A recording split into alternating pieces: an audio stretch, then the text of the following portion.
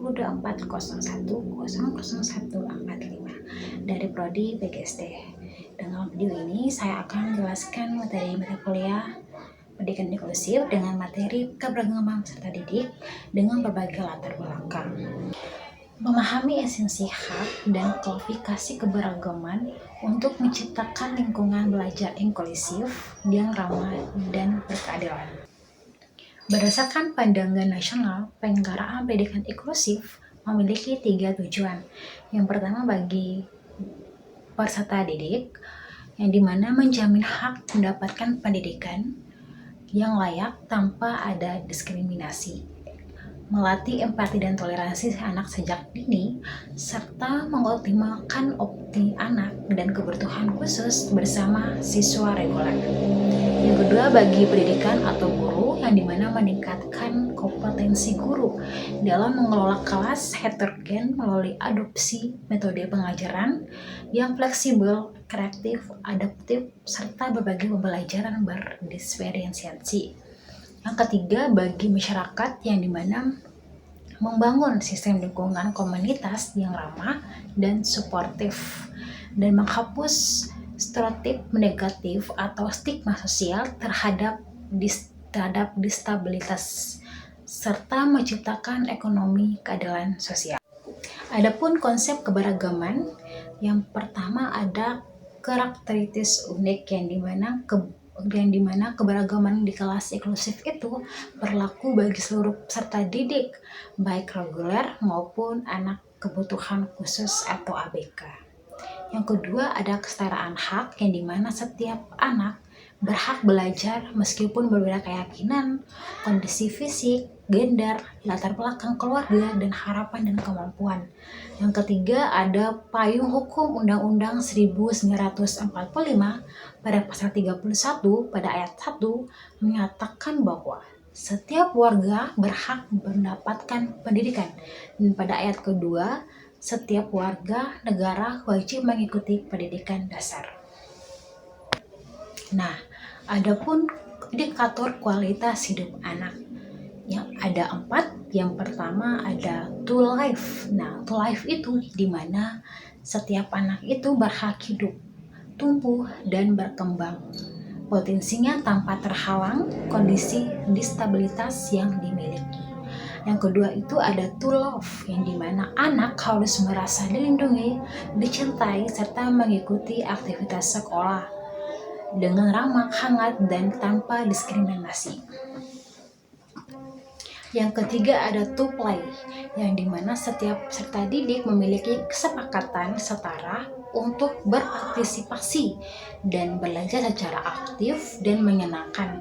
Yang keempat ada to work, yang dimana kesepakatan yang setara untuk dididik demi kelangsungan masa depan dan kemandirian ekonomi sosial mereka nantinya.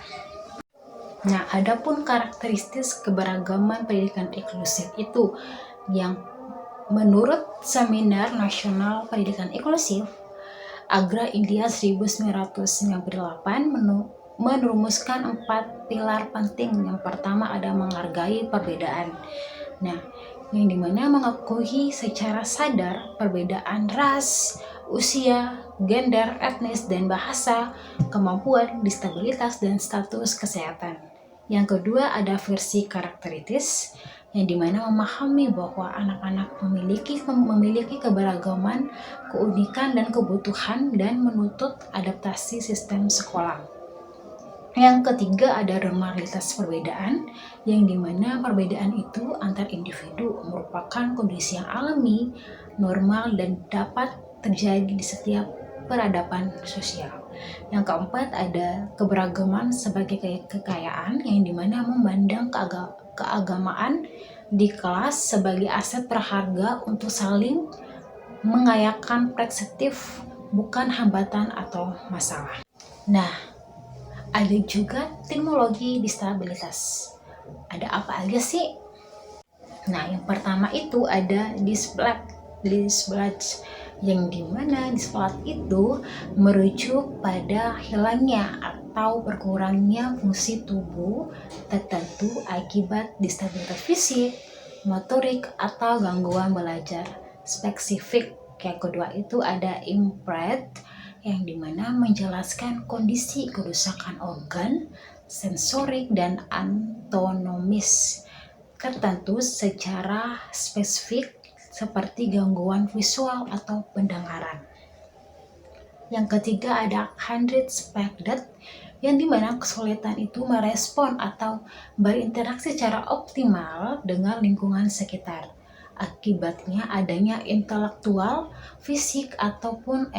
Nah, yang berikut ada 6 ciri-ciri anak berkebutuhan khusus. Yang pertama itu ada hambatan penglihatan, yang dimana kategori ini adalah tunanetra, yaitu mana kurang hawas atau low vision hingga buta total. Yang kedua itu ada hambatan pendengaran atau kategori tunarunggu atau gangguan dengan ringan hingga tuli. Yang ketiga itu ada hambatan intelektual atau kategori tunagrita, yaitu fungsi intelektual itu di bawah rata-rata. Yang keempat itu adalah hambatan gerak, yang dimana kategori tunadaksa atau hambatan motorik atau kelainan sistem otot dan tulang. Yang kelima itu ada hambatan sosial atau kategori tunararas atau hambatan penyesuaian emosi dan perilaku sosial. Yang keenam itu ada hambatan ganda atau penyandang disabilitas yang memiliki lebih dari jenis hambatan. Nah, adapun pendekatan ABK itu yang berikut ada Colliders with Special Needs.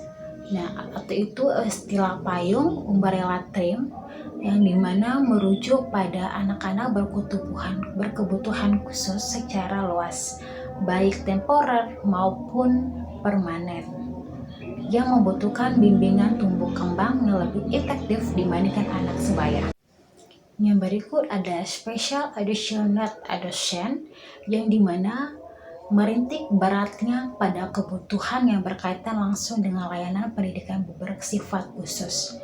Pendekatan ini menganalisis hambatan belajar siswa di kelas dan memfasilitasikan kebutuhan belajar demi mencapai potensi penuh. Pengelompokan disabilitas berdasarkan variasi fungsi menurut Smith pada 1993, yaitu adalah fungsi belajar yang dimana mencakup anak dengan kecerdasan istimewa atau gifted, hambatan intelektual, serta kesulitan belajar spesifik atau learning disabilitas.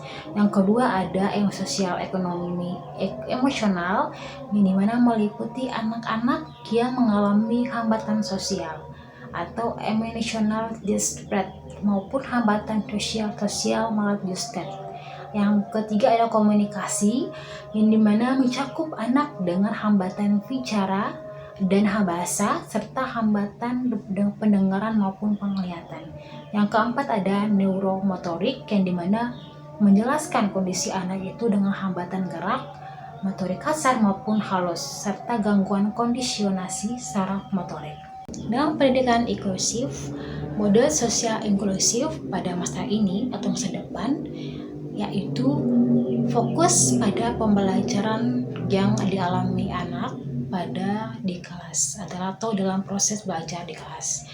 Yang berikut ada pembelajaran diferensiasi di ruang kelas reguler bersama. Yang ketiga ada sekolah memodifikasi sistem untuk mengakomodasi anak. Jadi pada 3 tahap itu model sosial inklusif untuk masa depan atau paradigma baru dalam pendidikan inklusif. Mari ciptakan ruangan kelas yang ramah, hangat, dan inklusif bagi seluruh generasi penerus bangsa. Demikian video saya kali ini. Mohon maaf jika ada kesalahan kata pada video tadi. Saya Alisa Beja Bakiliwun pamit undur diri. Terima kasih.